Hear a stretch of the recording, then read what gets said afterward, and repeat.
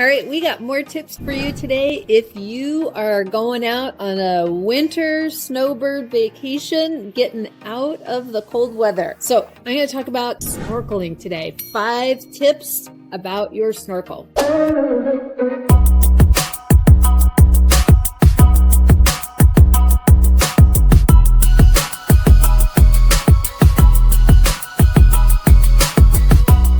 Tip number 1, I know it's snorkeling with a snorkel and a mask, but it is okay for you to start with your goggles and a nose clip. If that's what you're comfortable swimming in, remember, we always want to start with comfort and ease. If this is the equipment you're used to and you want to just add this new piece of your snorkel, you can always attach your snorkel to your goggles.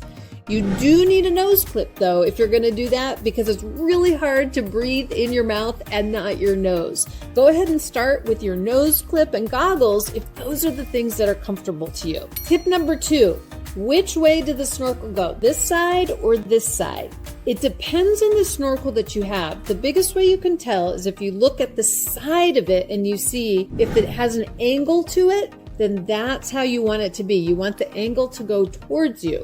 Some of them are straight up and down, so they're universal. It doesn't matter which side. But if your snorkel, most snorkels today, they have a bit of an angle to them, and that's how you know which way it goes. You want it angled towards you. Tip number 3, this whole part goes in your mouth. It's hard for me to talk if I have it in my mouth, but the whole thing goes in my mouth. And there are 2 little bite points in there. Those are the part that you hold on to with your teeth. Now, we don't have to grip with your life on it. It's just where you gently close your mouth on it. Whole thing in my mouth. I couldn't understand me talk. But interestingly, you can actually talk with it in your mouth. I have. All right, number 4. When we get water in the snorkel, which does happen sometimes, there are these things to prevent the water from going in, and we have one-way valves. I've got all that in the snorkeling course for you. But just as a quick tip here, when you go to get the water out, we blow out, but it isn't a gentle, light blow. It actually helps if you put your tongue on the roof of your mouth and make a sound. You're making a T sound because you push the water out very rapidly when you do that. You could probably see the water come out. You probably couldn't hear me make the noise, but I have this to push the water out forcefully versus slow. With just a little slow blow, I just kind of hear it gargle around in there. And tip number 5, when I've cleared the water out, sometimes I don't clear all of the water out. Sometimes I still have a little bit of water in there. And when I go to breathe in, I hear this gargle noise.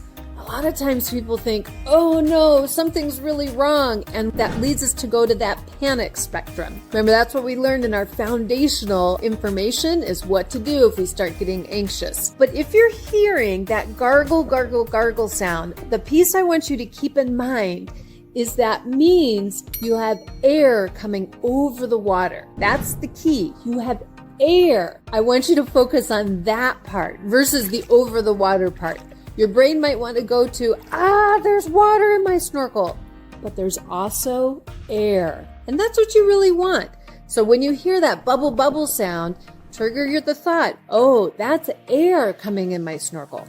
Yes, if you breathe really quickly, you'll take in that water. So we want to breathe nice and slow. And when you've practiced the foundational skills, you'll know how to do things nice and slow so you can keep up with the mental and the physical components. This also is a good reminder. Grab the roadmap. It's down in the show notes so you know which comes first, the chicken or the egg. What skills do I need to know in what kind of order? Where does snorkeling fit in the order of my learning to swim journey? Aloha!